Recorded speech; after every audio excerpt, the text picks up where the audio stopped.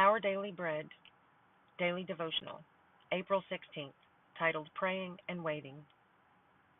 A Christian couple was deeply distressed because their married son and his family had quit going to church and were giving God no place in their lives. As their friend, I advised them to continue showing love, to pray, and to avoid starting arguments. But at the family's annual Christmas gathering, the father gave his son a lecture in the presence of the other siblings.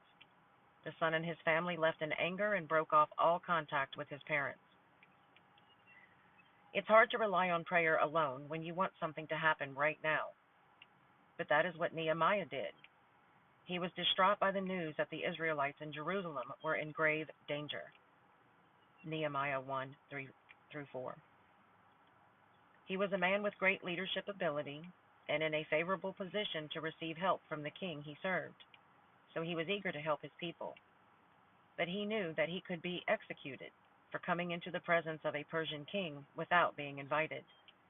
Therefore, though he had asked God to give him the opportunity immediately, he trusted God enough to wait. 4 months later, the king opened the door for him to make his request. It's not always easy to be patient, but God can be trusted. Wait patiently for him. Nehemiah 1:5-11. O Lord, God of heaven, the great and awesome God, who keeps his covenant of love with those who love him and obey his commands. Let your ear be attentive and your eyes open to hear the prayer your servant is praying before you, day and night, for your servants, the people of Israel. I confess the sins we Israelites, including myself and my father's house, have committed against you. We have acted very wickedly toward you. We have not obeyed the commands, decrees, and laws you gave your servant Moses. Remember the instruction you gave your servant Moses, saying, If you are unfaithful, I will scatter you among the nations.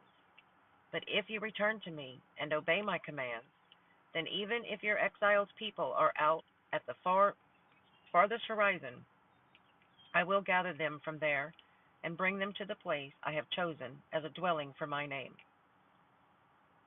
They are your servants and your people, whom you redeemed by your great strength and your mighty hand. O Lord, let your ear be attentive to the prayer of this your servant, and to the prayer of your servants who delight in revering your name. Give your servant success today by granting him favor in the presence of this man. For Our Daily Bread, Hess wrote a poem, Praying, Resting, Waiting, Trusting. These are words that tell a story. As we wait for God to lead us, he responds, Just seek my glory. In Psalm 37:7 it says, Rest in the Lord and wait patiently for him. Let's remember that delay is not denial, and to continue to pray on.